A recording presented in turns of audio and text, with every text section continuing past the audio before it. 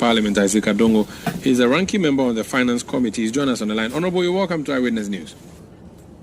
Good evening to you and good evening to your listeners. Now, when the president goes into an election, he is the president of the republic and also the presidential candidate of his governing or of his party that he represents. If you have no difficulty with a president or a president being a presidential candidate, why do you have a difficulty with a parliamentary candidate taking up a job? Well, the presidency is the creation of politics. It is the creation of the constitution, and it is a political office. The managing director of a bank is not a political office. That is the difference between the president being a flag bearer and the commander-in-chief of the armed forces, because that is the creation of the constitution. It was created to be a political office. But the MD of a bank is not a political office. So we cannot be confusing the two. What I have seen the president do is to consistently show lack of faith and the desire to save NIB from its numerous challenges. What it has done now is to turn NIB into a political financing machinery for a parliamentary candidate. And he doesn't care what that does to the resources of the bank. But it is not only that. Even with the Bank of Ghana, Felix Addo, a renowned accountant, one time the country manager of Pricewaterhouse, his competence is not in doubt. But this is about the second or third time that the Bank of Ghana is appointing him as an advisor to NIB. What happened to the previous appointment? What is there? What is there that he's going back to do? What has he not finished? And if I were him, such a professional, I would reluctantly decline my involvement with NIB because it simply doesn't make sense for you to go there and advise a bank on the first instance, second instance, and what we have is a bank that is the most ill-capitalized in our country, a bank that is virtually insolvent, and all that they are doing at this point in time is simply say that, look, the IMF program is saying that, look, before you can get the next chance, show commitment that you want to resolve the issues with NIB. So let's appoint a new managing director. Let's appoint a new advisor to NIB. Let us send a token of about 1.9 billion as part payment for recapitalization and go and show to IMF. This is what we have done. This is the effort we are making. We have sacked the old MD. We have brought a new one. We think that will lead to a new leadership. Never mind that he's a political person. Never mind that he's politically exposed. Never mind that he's a parliamentary candidate. Never mind that exposes the funds, that 1.9 billion that we are sending there. It appears to me it is to find a way back to the MPP for political financing of 1 billion, 1.29 billion. And so you put a political machinery there to make sure that you dissipate those resources. But on top of that, you get rewarded by IMF. That then sends you another amount of money for fulfilling certain obligations that are in your agreement. This is very, very terrible for our country. And the bank deserves better, and the people of Ghana deserve better. It's interesting you say that when I asked you the question about juxtaposing the two, you said the presidency's job is a political one. It makes sense. But isn't our government, the very nature of it, very also political? Everybody you expect to play a neutral role, an independent role, is put there by a politician anyway, starting from the central bank governor himself, who is appointed by the president, who is partisan. So if it is okay for the president to appoint a BOG boss whose political leanings you may not know, but of course there's a possibility that the president is choosing someone he's comfortable with, why do you then have a difficulty when a bank that is regulated by this same central bank governor is getting an appointee or an MD being appointed which MD is a politician, an active one as that?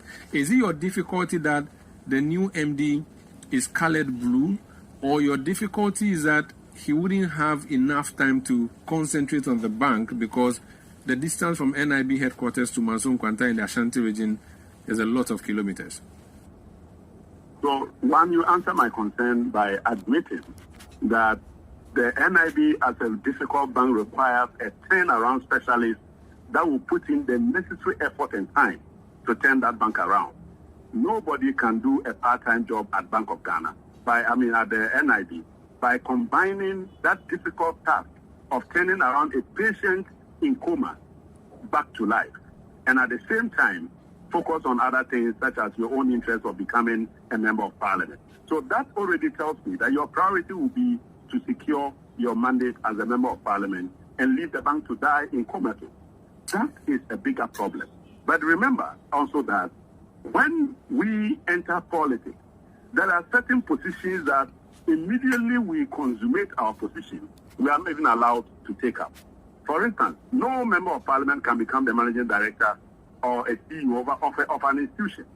By mere fact of the fact that you simply do not have the time and the capacity to share those 8 hours of your time between two financial institutions and your role as a member of parliament. But has he complained? You're crying more than the bereaved. Perhaps he has the expertise. Don't we have? Just a second, Honorable. Yes. Do we not have MP board members who are actively campaigning to be retained?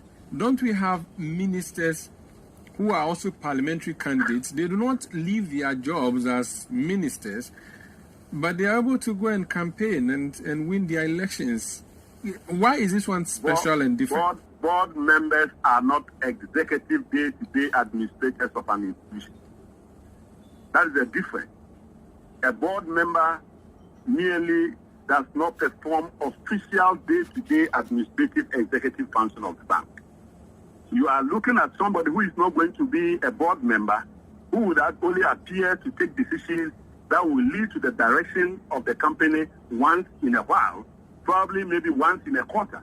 But you are talking about somebody who is supposed to immerse himself in the day-to-day administration of the institution, and you go for a part-timer who has to spare his time between the bank and that of his most important function of wanting to become a member of parliament.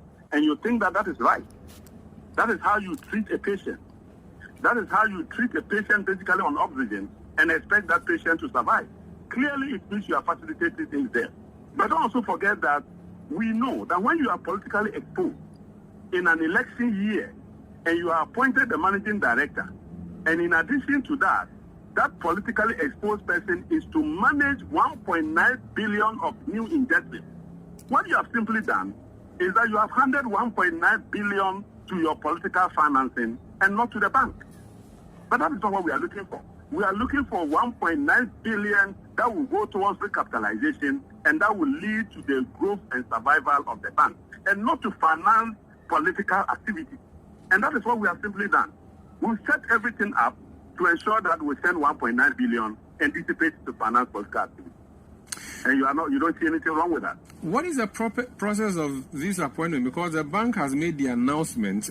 Does it have to be ratified anywhere? Does the House of Parliament have to have a say in this? Who ultimately can reverse this if there's need to reverse it at all? And where can there be a scrutiny of it if there ought to be a scrutiny? That reversal has to happen at the board level. The president has signaled who he wants to be the MD, and it is up to the board of directors to take the processes and steps to ensure that they comply with the internal regulatory activities of the bank in order to secure that appointment. And we expected that the Bank of Ghana governor would have been very mindful of the fact that this is an ill-conceived appointment. This is an appointment that is injurious to the health of the bank, and it is an appointment that does not guarantee that this bank will be in safe hands, and therefore would have declined the appointment of this man. But he himself has approved it. He has also gone ahead to approve another advisor who has been there many times and has achieved no results. The end result is that both of them, this man was a deputy managing director. This is why they brought the bank on its knees. In fact, we had to undertake press conference upon press conference. I can tell you that at one point they had taken a decision to kill that bank, and it had to take me and my team to undertake a press conference at the last minute. And you recall the fallout that I had with the then managing director, who I'm happy he's now been sent home to go and have his peaceful retirement, and not a retirement in that bank. Now, what is the difference? Having a retiree struggling to hold a bank, or a political appointee who is focused on becoming a member of parliament and creating an avenue for political party financing and killing the bank slowly with poison, which one is better? It's unfortunate that these people just don't think about that. They think about how to win power. They think about how to save themselves and not the institutions that they came to inherit. And I'm very sorry for NIB. I don't see any way out. I cannot wait for a new leadership under His Excellency John Dramani Mahama to rewrite the wrong and put the right people in place and the right structures with a genuine effort to save that bank and reposition it as one of the most enviable banks that we can ever have in our country. Thank you so much for speaking to us. That's Bolga Central MP and ranking member on the Finance Committee, Isaac